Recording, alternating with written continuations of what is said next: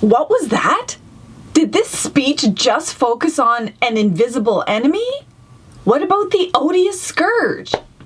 What's an odious scourge, you ask? Well, stay tuned to find out more about Canada's epic failure to address the odious scourge in its speech from the throne.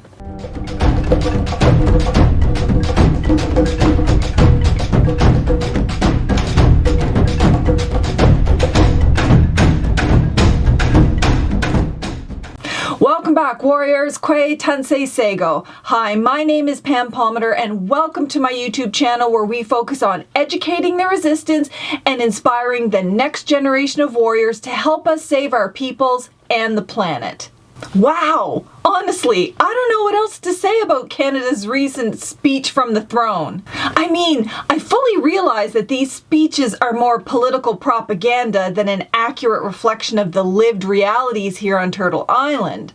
But to totally fall down on the biggest human rights crisis that Canada has ever faced? Well, that's more than just negligence. That's complicity in human suffering. How can Canada focus on the insidious enemy, which is COVID, but completely ignore the odious scourge and crime that is the historic and ongoing genocide of Indigenous peoples? That is not to say that Canada should not have a plan for COVID. It should. We are literally all impacted by this pandemic in various ways. But this speech reads more like political sound bites than any strategic plan to address the pre-existing aggravating factors like genocide that make the COVID pandemic especially dangerous for Indigenous peoples. When the General Assembly of the United Nations adopted the Convention on the Prevention and Punishment of the Crime of Genocide in 1948, it did so recognizing that genocide was already a crime under international law. The majority of states around the world adopted this convention to, quote, recognize that all periods of history, genocide has inflicted great losses on humanity. And also because they were convinced that in order to liberate mankind from such an odious scourge, international cooperation is required. Well, what's an odious scourge, you ask? Well, I had to look it up the first time I read it. Odious means repulsive, and scourge means a great suffering and true evil. And genocide is exactly that. It's the most repulsive and vile crime that results in a great suffering of human beings. And that exactly describes the experiences of Indigenous peoples on Turtle Island since contact. But don't take my word for it. The Truth and Reconciliation Report, which came out in 2015, which dealt with the many abuses in residential schools, including starvation, medical experimentation, torture, electric chairs, abuses, and death, found it to be a form of genocide.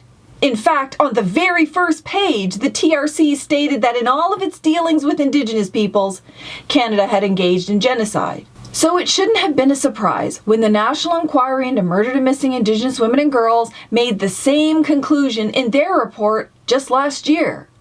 The difference between the National Inquiry and the TRC is that the National Inquiry had a much more expansive mandate looking into the many root causes of the oppression, exclusion, violence, exploitation, disappearances, and murders of Indigenous women and girls. They concluded that Canada had, as a matter of fact and law, demonstrated a manifest pattern of conduct that demonstrated an intention to destroy Indigenous peoples and in ways that uniquely and specifically targeted Indigenous women and girls.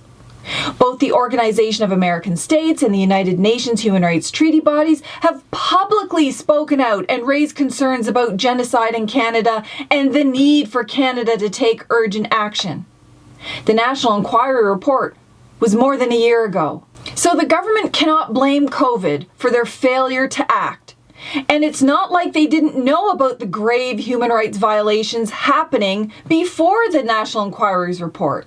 In fact, Minister Bennett said they knew there was a crisis and they wouldn't wait for the report of the National Inquiry to start taking action. And yet, here we are. Genocide continues to take the lives of thousands of Indigenous women and girls, and the best that Canada can do is half a sentence towards the end of the throne speech. Half a sentence. Accelerating work on the National Action Plan in response to the National Inquiry into Murdered and Missing Indigenous Women and Girls calls for justice. That's it. Canada has been found guilty of ongoing genocide. That means a great human suffering and loss of life. And their plan is half a sentence in the throne speech? In the last throne speech, it was the same thing. Half a sentence which committed to continuing work on a plan. And they didn't. From the start of the National Inquiry, Canada has had years to work with Indigenous leaders, communities, experts, and advocates to develop a plan all along. Yet it has chosen not to, and that is racism at its very core. Canada has not shown a priority in addressing the ongoing violence and dispossession that results from its own laws, policies, practices, economies, and governing systems. The federal and provincial governments have chosen to prioritize elections, pipelines, and now they're using the pandemic as their excuse for inaction, when addressing genocide should be at the heart of minimizing the impact of the pandemic on both Indigenous peoples and the environment. By remedying genocide against Indigenous peoples, you also remedy ecocide against the lands and waters in Canada, because the two go hand in hand. We are literally facing a worldwide climate emergency, and the federal and provincial governments have used the pandemic as an excuse not to take action or weaken environmental laws and consistently breach Aboriginal and treaty rights. While this speech from the throne prioritizes science in their plan to address the pandemic, they have long ignored science in relation to climate change.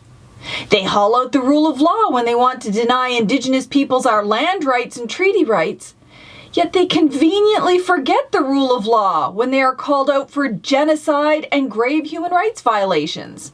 This speech from the throne is full of contradictions. Here are my 4 key takeaways from this speech. Number 1, there is no plan to prioritize or address genocide. And number 2, they have largely just repackaged the same commitments from the Liberal election campaigns or their previous speeches from the throne. Things like implementing the United Nations Declaration on the Rights of Indigenous Peoples, drafting health legislation, or addressing the infrastructure gap on reserve. Number 3, several major items have dropped off from their previous commitments. Their commitment to address the water crisis on First Nations by 2021. They've dropped all reference to our treaty rights. They've dropped the reference to address the discriminatory child welfare system.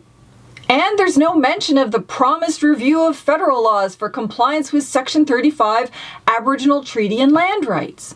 And number 4, they have all but missed the core elements of systemic racism against Black and Indigenous peoples in Canada that permeates all of its laws, policies, and systems, including policing and prisons. They're going to spend more money to modernize policing instead of taking action to defund the police, especially the RCMP. They're focusing on online hate instead of government, police, corporate, and societal hate. They've dropped their commitment to address the over-incarceration. That's huge. I'm sorry, but this speech is an epic fail. Yes, they get points for acknowledging the need for reconciliation with Indigenous peoples, to confront systemic racism and address climate change and, of course, the pandemic. And we all know we would never have heard these words from a conservative government. In fact, past conservative speeches have focused on aggressive law and order, state surveillance of Indigenous peoples and human rights groups, and accelerated extraction and energy development. Certainly no focus on the climate crisis. So yes, the Liberals get points for acknowledging these important issues, especially in the context of the COVID-19 pandemic. But actions speak louder than words, especially since we keep hearing the same words over and over. They make promises, they don't keep them, then they recycle those promises over and over, as if Indigenous peoples and Canadians won't notice. Well, Canada, we notice. It is time for governments at all levels to take the overlapping crises of genocide, systemic racism, climate change, and the pandemic seriously and work with us to develop a substantive, coordinated plan. It's time for you to give as much attention to the odious scourge that is genocide as you do the insidious enemy that is COVID.